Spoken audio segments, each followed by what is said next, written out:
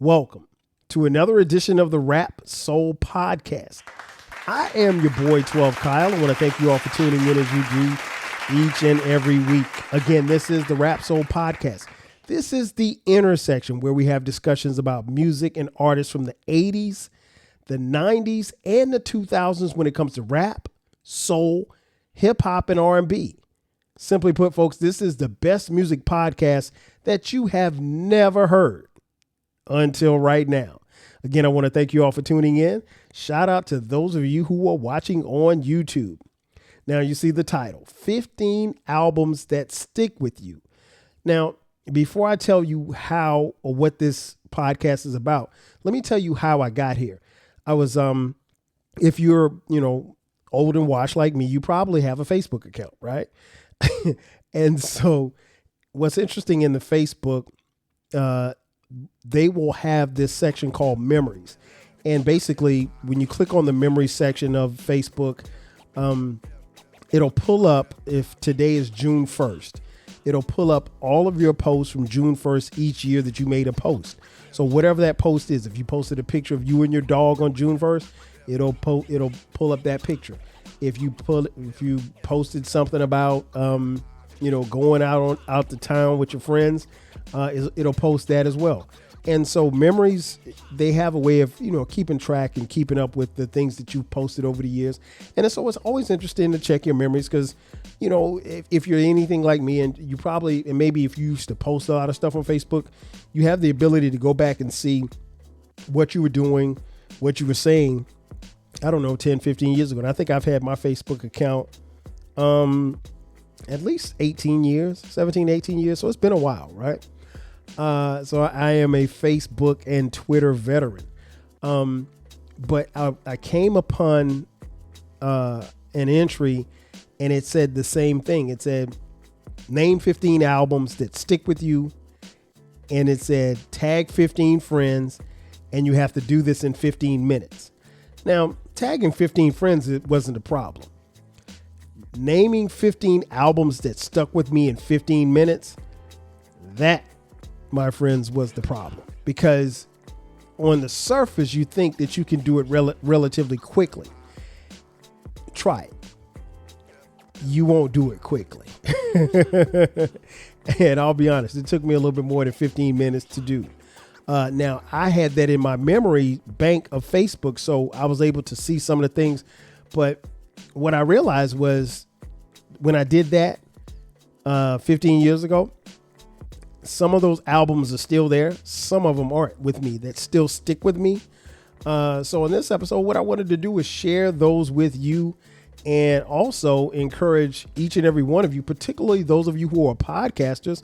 If you want to remix this episode, give me your 15 albums that still stick with you to this day.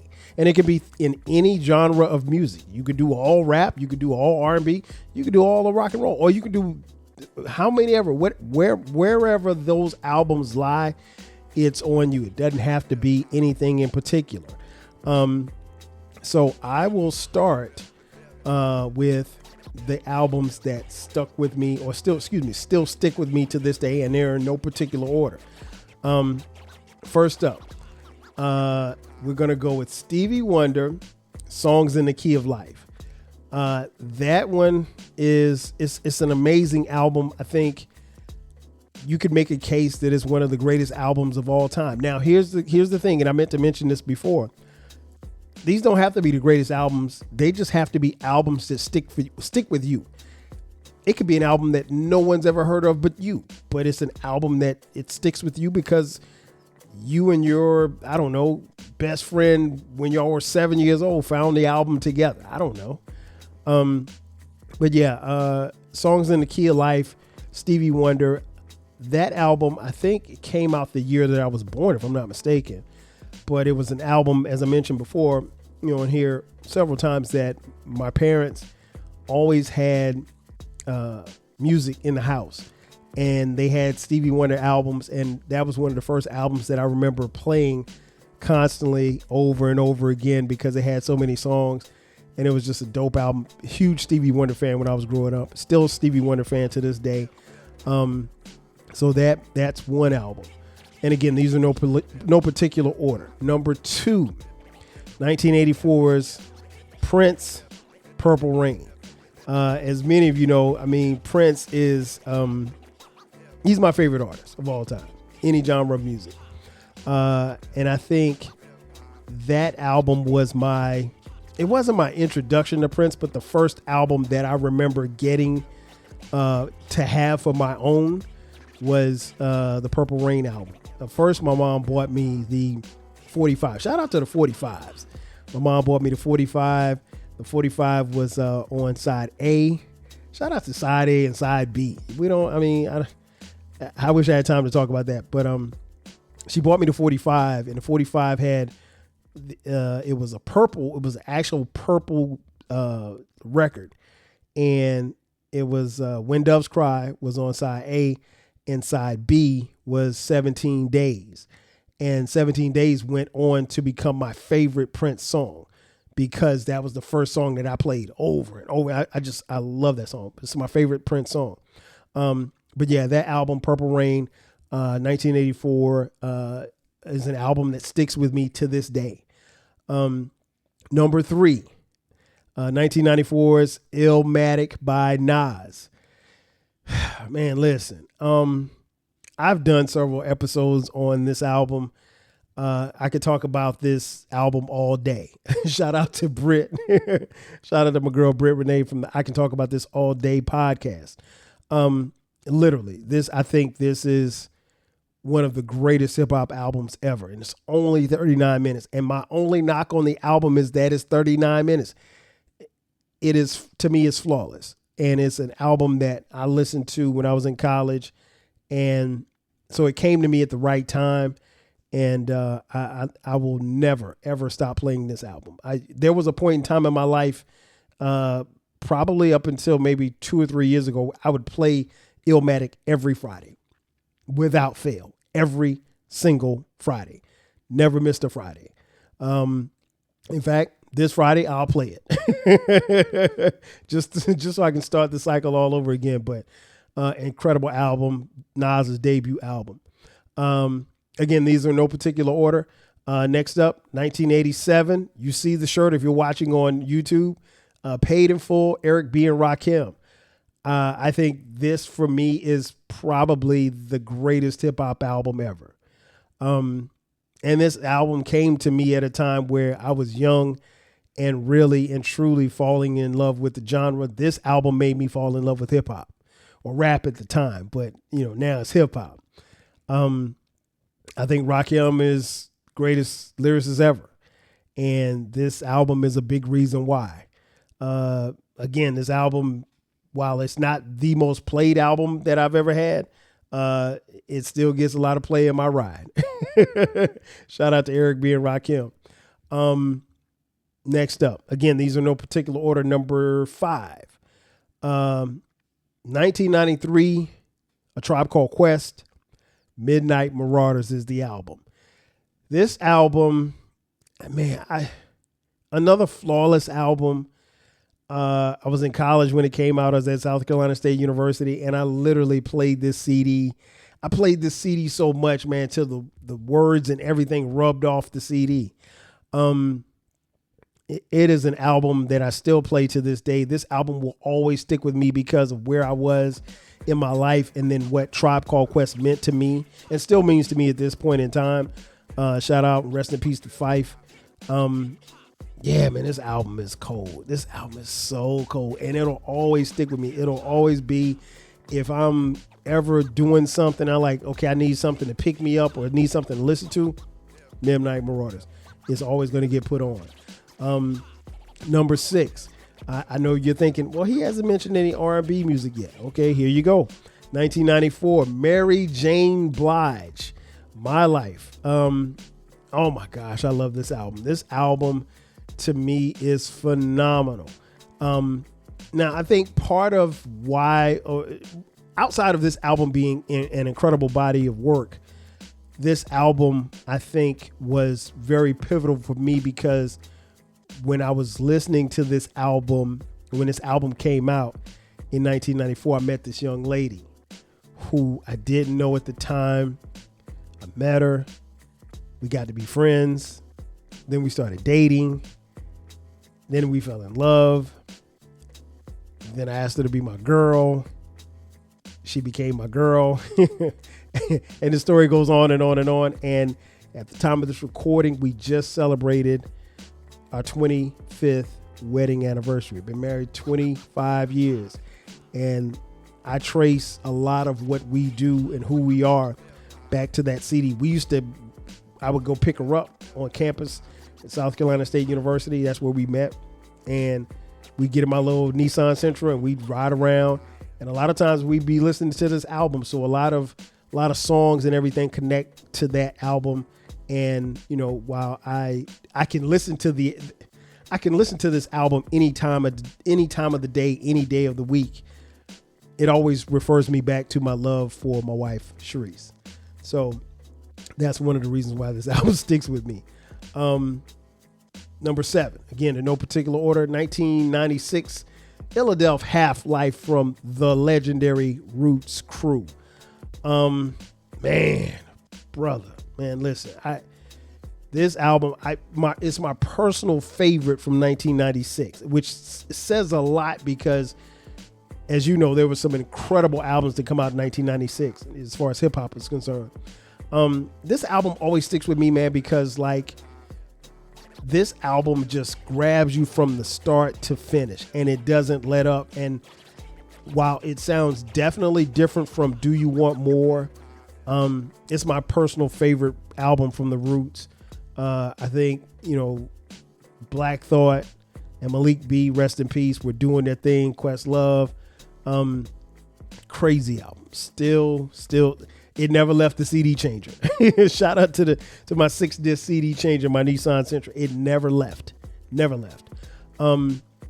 Next up, number 8.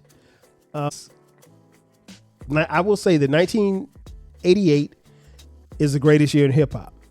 And this is the best album from 1988.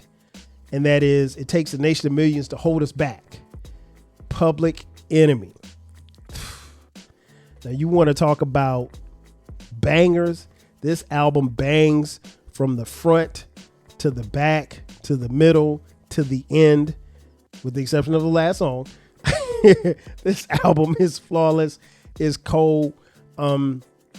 This album is all hip hop. I mean, like, it is hip hop to its core. If you had never heard hip hop before and you wanted to introduce a person to hip hop, play this album. It Takes a Nation of Millions to Hold Us Back. Chuck D, Flavor Flav, the S1Ws, Professor Griff. Incredible album. Still gets played all the time. Number 9, 1986. The group is Run DMC, and the album is called Raising Hell. This album is a phenomenal body of work. It is my favorite. I think it's the best from Run DMC. Run DMC, greatest hip hop group of all time. I don't even think it's close. They paved the way for everybody. They kicked down doors for, everybody in hip hop. If there was no Run DMC, I don't know if hip hop as we know it would exist. And this album propelled Run DMC. I never get tired of listening to this album. If you have not heard it, go give it a spin. Run DMC, 1986. That album still goes. Raising Hell, check it out.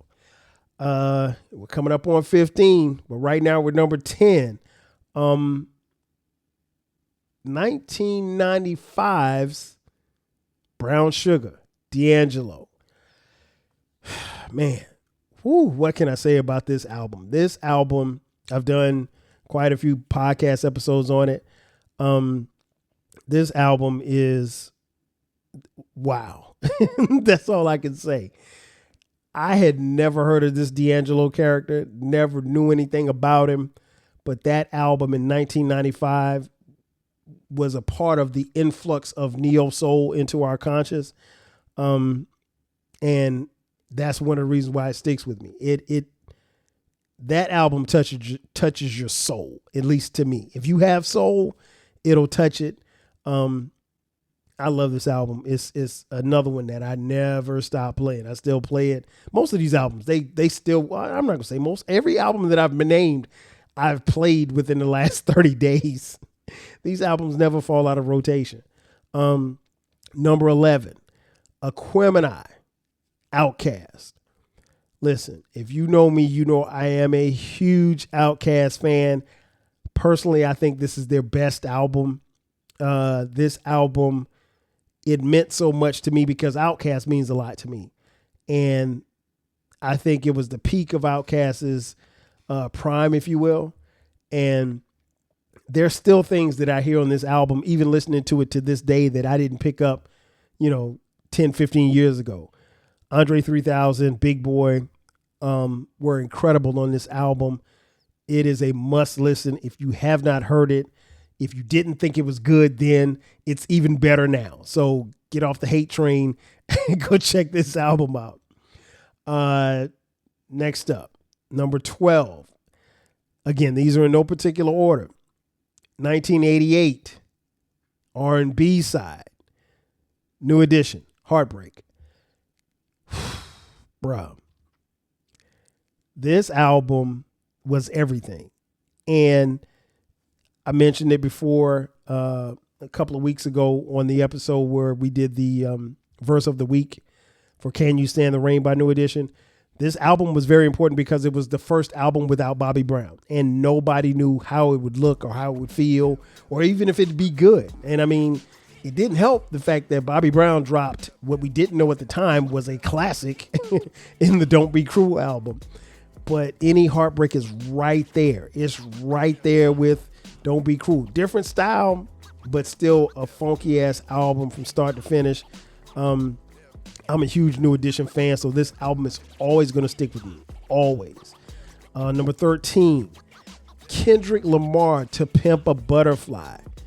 Listen, this album to me is better than Good Kid, Mad City. This album is better than Section 80. That being said, this, I think, is his best work.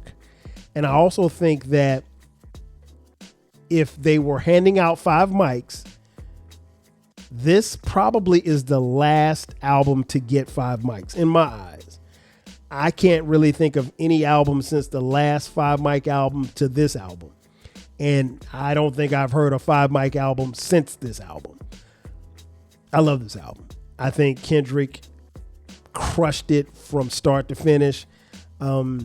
You need to dig into everything that came into how he got to this point.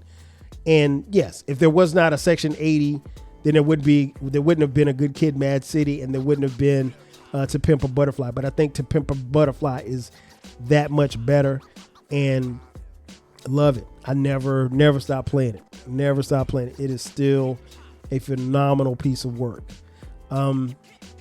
Next up, D'Angelo again. This time, Voodoo in 2000. Man, everything that Brown Sugar was, Voodoo was too, but at another notch. Now, I like Brown Sugar, and I think Brown Sugar is slightly better. But, I mean, to have 2 albums that stick with me from the same artist, that's saying a lot, because this is the only one. But Voodoo is incredible. If you have not played Voodoo, just do me a favor. Play Voodoo. The next time you play Voodoo, don't play it all the way through. Just go to play it and hit shuffle and let your, computer or your CD player or your CD changer pick the song. You're not going to find a bad song. I promise you. You're going to find some dope ass music all the way through that album. So yeah, I there's so much more.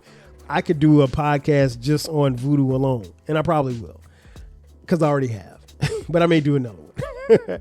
And last but not least, albums that stick with me. 2008, the group is The Foreign Exchange. The album is called Leave It All Behind. Man, listen, I had no idea who this group was, where they came from, or anything. I heard a sample of a song on the internet, and it was only a 30-second clip, and the sample was called Leave It All Behind. And so I'm like, well, what is this? And nobody could tell me what it was. I had to literally search for it. When I found it, I found that this group was called the Foreign Exchange. Now, I had heard of Phonte. I was familiar with Little Brother. I hadn't become a Little Brother fan at that point, but I became a fan like almost at the same time that I did with the Foreign Exchange. Didn't know anything about the first album or anything. I heard Leave It All Behind first and then had to go back to Connect It. But man, listen, that album, oh my God, that album from start to finish, it will blow you away. And what's interesting is I always laugh when I think about this album because my sons used to call it the haircut album. And the reason why they called it the haircut album is because they would get a haircut. When I would cut their hair, because I used to cut their hair when they were little, I would cut their hair and I'd play this album. And so they subsequently became fans of that particular album because it was the one album that, from my collection that I could play, and I could play it all the way through, and there wasn't no curse words in it or anything like that. Of course, you didn't, they were young. I didn't want them hearing a whole bunch of cussing. So my sons call that the haircut album, even to this day, and we laugh about it. But yeah, it is that album still, it's so fun to listen to. Shout out to Phonte and Nicolay. I don't think I've done an album review on Leave It All Behind. I know I haven't done it at least on the Rap Soul podcast, and I don't think I've ever done it on the 12 Kyle podcast. So there will be a Leave It All Behind. There will be a Leave It All Behind album review. I don't think I've done it. I've done quite a few album reviews, but I don't think I've done that one. So I will be doing that. But yeah, that's it. That's 15 albums that stick with me. Again, starting with Songs in the Key of Life, Purple Rain, Illmatic, Paid in Full, Midnight Marauders, My Life, Illadelph Half-Life, It Takes a Nation of Millions to Hold Us Back, Raising Hell, Brown Sugar, Aquemini, Heartbreak, To Pimp a Butterfly, Leave It All Behind, and Voodoo. Yeah. So again, my challenge to you is name 15 albums that stick with you. Do it in 15 minutes and tell me what you come up with. Ladies and gentlemen, that's going to do it for me. Thanks again for checking out this edition of the Rap Soul Podcast. Be sure to subscribe to the podcast. We drop new episodes every Monday and every Friday. If you're on social media, check us out, Rap Soul Podcast and 12 Kyle across the board. If you're into merch, we have 12 Kyle Podcast merch, which is our flagship station. Check us out there on the 12 Kyle Podcast page. We have 12 Kyle Podcast t-shirts, hoodies, as well as coffee mugs. We got it for the low. If you'd like to contribute to us financially, hit us up on Cash App, $TWELVEKYLE. Again, that's going to do it for me. Ladies and gentlemen, thanks again for checking out this edition of the Rap Soul Podcast. I am your boy 12 Kyle. I'll catch you guys next time. 5,000. Cheers.